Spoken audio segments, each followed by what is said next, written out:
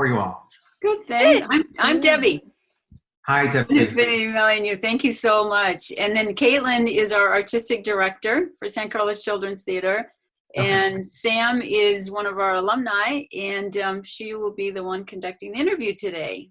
Well, thank you Uh, so much for being here, Robert. We're so excited. Sam, as we mentioned, is an alum. She did a number of shows with us and other theaters in the area, and also was a member of our youth advisory board. So we're excited to have her back doing some of these interviews for us. That's great, Sam. Sam, and when did you graduate?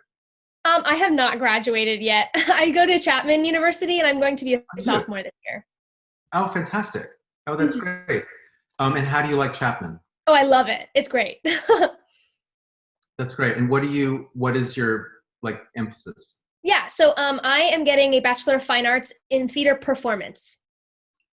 Terrific. That's great. And it's been good so far? Yes, I really, really enjoy the faculty. I love the small class sizes, and I really like the training I'm getting. Yeah, that's great. That's great. They do really terrific work. I see a lot of their design work. They always show at the Design West Portfolio Review at UCLA. So yeah, that's great. Fantastic. Cool. Well, that's terrific. Cool. Awesome. Everyone, we today are talking to Robert Brill, a scenic designer and faculty at UC San Diego. He is a 3-time Tony Award nominee, including his shows Assassins, Guys and Dolls, and Ain't Too Proud. We're very excited to speak to him today. Robert, thank you so much for being here. My first question for you is, when did you know you wanted to be a scenic designer? How did your path lead you here? That's a really good question. I grew up in the Monterey Bay area, and that's originally where I'm from. So I'm originally from California, and I think that I knew that I wanted to be a scenic designer when I was things started to coalesce for me when I was late in high school. Actually, I didn't have. I think, everyone has their own experience, right, of how they get started and how their careers evolve. And now that I work constantly professionally, and I also teach. So, students are always asking, well, how do I start? And how did my career start? And for me, it was, I was very fortunate to have graduated from high school. I went to a high school. My hometown is in Salinas, California. And I spent a lot of time growing up in the Monterey Bay area. And I went to a high school that had a really strong vocational arts program. And I started out, actually, one of the classes that I took in high school was drafting. And I really didn't know what it was. And I learned very quickly to have a real appreciation for that form of drawing and its precision and its relationship to architecture and to engineering. And when I was younger, I also had an interest in things like puppetry. And while I didn't act, and I was not involved in the theater at all, to be quite honest, in high school, I had this really profound interest in magic.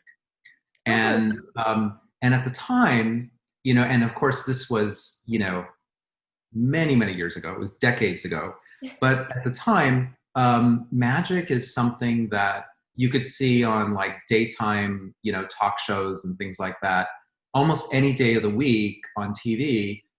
On an afternoon talk show, they would have, a guest performer, and there were magicians that would perform. And this very long story is actually going somewhere, which is that I was. Now, when everyone thinks about a magician, they think of somebody in a tuxedo performing at children's birthday parties or at, the Elks Lodge or at a special event or something like that. Sure. And when I started to have an interest in magic, there were magicians out there some of whom are still around. One of the major names was like David Copperfield. And there are these magicians out there that were doing not just stock tricks, but they were creating these like full scale events, these large illusions that really were like pieces of theater. And at the time, I didn't really have any vocabulary or knew what that meant, but I knew that I wanted it to be something that was unexpected, where the magic happened within context. It happened within the context of a story. So that, along with my interest in drawing and architecture, led me to the theater. And it was originally as a way of helping to support my work as a magician, because I thought, well, I could get involved in the theater. I could get use of maybe spaces. I could rehearse there. Maybe we can build things there. I had no idea what I was getting into. But the background in architecture and drafting and the introduction to theater, what it did is it made me sort of a very useful part of the community in terms of learning scenic design and learning to scene paint. And that really was an extension of architecture for me. And what happened is I started to get very involved in the local community theater, which is still around to this day in Salinas. It's called the Western Stage. And at that time, when I was there, it was just a summer operation. It wasn't full year. And they did like 9 different shows in 13 weeks. So wow. in 3 different theater spaces. So very quickly, I showed up, I was hungry, I was eager, I learned a lot, and I applied my skills, and I started to get an interest in scenic design. And to this day, I think that is really what I do. What I do every day as a scenic designer is a blend of architecture, and it's a blend of that and magic, because that's really what we're doing. So it happened kind of late in high school, but that was my theater experience in high school. But it wasn't in high school theater. It was actually learning all the things that I was learning in high school and applying it to the next step, which was at a local theater, junior college. Mm-hmm. Wow. I love the magic Wow. element of that. So, St. Carlos Children's Theater mostly works with young actors, but we don't get a lot of technicians. What is your process when you design a set? Like, are you called in first with the rest of the faculty, or what is your process when you get called in this? Another great question. And actually, the process of collaboration is something that we teach our students all the time. And it's one that, you don't really read a lot in a textbook in terms of, you learn a lot about how scenery is built or how scenery is designed, but the process of designing or the process of collaborating is a very unique one. And it's one that's really important to kind of cultivate a real healthy process for yourself early on in your career, because it's the thing that is not only going to feed you as an artist, but learning to be empathic and learning to work and collaborate with others is really key, because this is a business that's all about relationships, and because there are thousands and thousands of other people that are more talented than me, that are in line for the same job, but at the end of the day, it's what you bring to the table, it's the relationships that you've established. So the process for me usually begins with, first off, is being asked, invited to participate, on a project, to collaborate on a design. And that's really the first step, is either finding a project or having a project, or being invited to work on a project. Professionally, I have representation. So I have an agent, and sometimes that information comes from the agency. They might call me and say there's a call in to check on your interest and availability to work on a project. It might be a project that I know that's coming up, and I might ask them to look into it to see, who are the other collaborators and are they looking for other designers? Or sometimes a director that has an upcoming project will call me, personally and say, hey, I've got a project coming up. Is this something you're interested in? So that's really like step one is getting the project. Mm-hmm. Usually the process of collaboration, it works a little bit differently depending on the comfort level of the different, your colleagues. And sometimes, like I like to think that the best thing is for everyone to get on the same page and to get in the room together. Now, we're all working now in virtual rooms, but to be able to share ideas is like the probably most important part of collaboration. And it's not an easy thing to do. It's very much like anything else when you're debating a topic or sharing ideas about, a topic, is that it's a, I tell my students a lot that, collaboration is not about getting everybody to agree with you, but it's about the ideas that can only happen when you're all in the room together.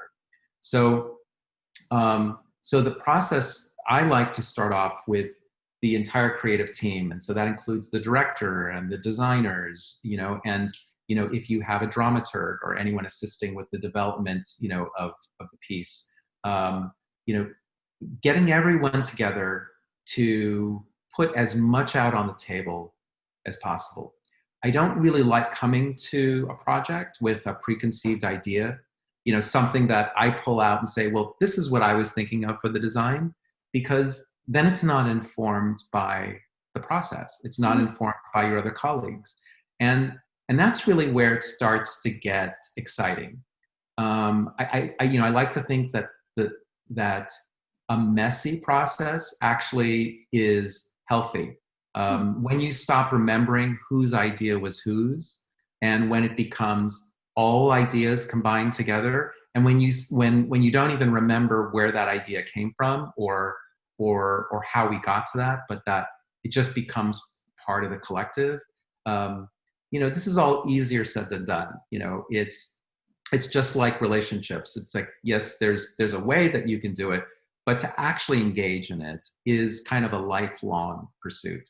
And I think collaboration is very much like that. And so getting everyone on the same page, and then people will start to, just by the nature of everyone's availability, you'll start to have, individual conversations, and you start to build from there. So, I think part of also being, part of the job of being a designer is also being a good editor, because you will always have more ideas than you can put on stage or in a film or on the screen or, in the Zoom environment. There will always be, it will always be blue sky, and there will be a reality check on what can we accomplish? What do we have the labor to achieve? How much will it cost? What are our skill sets? And so learning to edit and learning to, prioritize and to be able to go back to the material and to think about the material and like, what are the things that resonate the most of all the ideas that happen? And sometimes you have to let go of things that were your favorites, for the greater good. But I will say that, when I look at the work that I've done, over the past, it's been like about 30 years now, many of the ideas that are the most exciting, or the ideas that, if I look at my website and I look at images, many of those ideas weren't mine. Many of the ideas, like I took that and then I fleshed it out and it became something, but it's not an idea that I started with. It might've been an idea that happened when, the lighting designer and I were like sitting having coffee, and we were trying to solve something, and he pitched an idea, and then I took that idea, and I then, it went back to him again, and he sent it back to me, and then all of a sudden it turned into something. So I think sometimes like you have to give up. You have to both take ownership, but you also have to give up ownership. Yes. Yeah. So it is when it gets exciting, because you have it. I think just naturally we want to be in control, and so it's a process of kind of allowing sort of ideas to come and go through the process, and giving up that control. You start to have some freedom after that. So I don't know if that answers your question, but yes, I love that idea. That's like how the process for me usually begins, and then there's a whole process after that. Yeah, I love the idea that like different ideas and roles can change throughout a production, and like everything is ebbing and flowing. I love that about our theater community. I think that's amazing. Yeah. And we have time for one more question for you. What advice would you give to our aspiring stage technicians and crew and designers? Would you give them any of our young designers advice? I try not to give advice, but maybe there's something that I would share, which is that everyone does their career differently. And it's a long journey. And, even myself, who, I've been doing this, like I said, for over 30 years now. I still feel like I'm in process. I still feel like I'm evolving.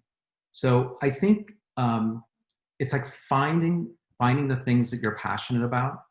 And I know that sounds like such an obvious answer, but it may not be one thing. Just like what we're experiencing right now with COVID and these virtual works that we're doing. I teach at UCSD, and our whole season coming up is completely virtual. Yeah. The thing that I tell the students, and I think this is like the biggest piece of advice, because this is right now, is that think of yourself as a maker. Think of yourself as a maker of something that you have a response to, right? It's been said many times that that we want to respond to our time now artistically, right? That I'm hoping that what we're not doing is just following like the footsteps of our predecessors, but that we're thinking about how do we make work in response to what we're experiencing now. Because more conventional forms of theater will come back, but we're never, it's like everything is history, right? Yeah. This conversation already is history. Okay, so we're never going to go back to what it was before. What we will go back to is some of what we had before, but it's going to now be informed by what we're experiencing now. So the work that's being done now, whether it's virtual or whether it's a combination of theater and virtual, all that is going to get folded together into something in the future. So I'd say, stay current, be eager, be hungry, find projects. If you can't, don't wait for projects to come to you, but if you want to make something, find a way to make something. I've had students say, well, I only have a portfolio this big because, there weren't this many opportunities, in a school setting or an academic setting, or I couldn't join a local theater. Pick up a play, read a musical, and put ideas down on paper and find the best way you can to express that. And all of a sudden, you're making something. You may not be making something that's realized on stage, but you're putting your ideas down, or you're writing them down, and you're in your own way kind of making work. And I think that's right now, the most important thing is to stay creative, is to always stay creative. Try and do something creative every single day. Mhm. So, yeah. Great. Thank you so much. I love that everything can start with us and that we can all make a change and keep moving forward with our ideas. It's amazing. Well, thank you so much, Robert. Yeah, Thank you're you. welcome. Thank you, Robert. I appreciate you taking the time. Yeah, your advice and insight is just amazing. And keep making that magic that you do. I mean, it totally, in every sense, it is magic. So thank you. No, you're welcome. You're welcome. Good luck with this. And Thank I you. hope success. Yeah. And stay in touch. Let me know how things go. Definitely we will. All right. All right, bye. Thank you. Okay, bye-bye.